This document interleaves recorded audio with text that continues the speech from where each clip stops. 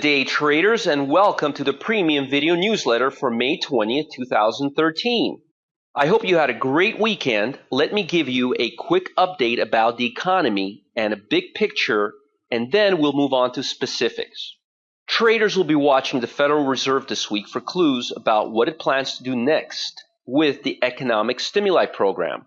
On Wednesday, Federal Reserve Chairman Ben Bernanke will appear before Congress, and the central bank will release minutes of its most recent policy meeting. Now, get this. This is where it gets interesting.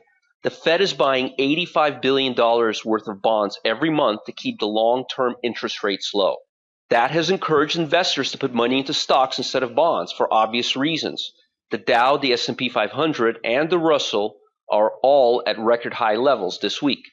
The dollar's rally paused on Monday, though, and the U.S. currency fell against the euro and the yen, although I believe this is very temporary.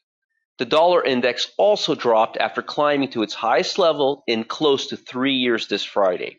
Gold looks like it's taking a breather from dropping and rallied. I anticipate the gold market to drop in the coming days ahead. The strength of the U.S. dollar and the stock market will largely determine what gold will do next. This morning, we initiated a long position using the 4x4 strategy on MGA stock. The stock rallied quickly near the opening bell and was filled at 65.30, just 4 cents above Friday's high price. The trading that occurred today was mostly random, without any large institutions coming in. This was consistent with the rest of the stock market during the afternoon trading session.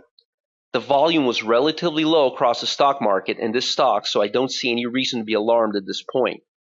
The position is still positive, although I don't anticipate big gains because the stock market is definitely running out of steam and is due for a reversal in the coming days, as I discussed Friday afternoon.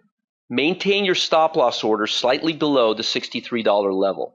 The position will largely depend on what the stock market will do tomorrow morning, and if I see any major changes, I will email you in the morning with another update. Otherwise, stick with the plan as it remains. There's a few tail gap reversals beginning to set up just as I predicted on Friday. This is very typical when stock market begins running out of steam. Particularly, I'm looking at ACN stock, which is in the business service sector and trades on New York Stock Exchange, The problem with the stock market being so high up, most stocks are in an uptrend. I prefer to take tail gaps in the direction of the trend, and most of the reversals are against the long-term trend at this point. However, ACN stock appears to be gapping from a range-bound market that's been in place for roughly 3 weeks now, so a short-term tail gap going down may be a good idea considering the stock market is losing steam at least temporarily. It may be a good hedge if you're holding long positions as well.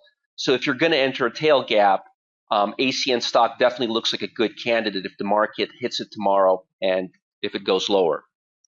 Consider entering a short position if ACN trades below today's low, which was at 82.33. I would place a sell entry stop order at 82.25, and if filled, place a protective buy stop order. It's a buy stop because you're exiting a short position. Don't confuse your broker because it's going to screw things up at 83.90, which is a few cents above today's high price. The week just started, so there should be more interesting developments ahead in the next day or so. I will keep you updated as usual. I will see you tomorrow, and you guys have a great evening.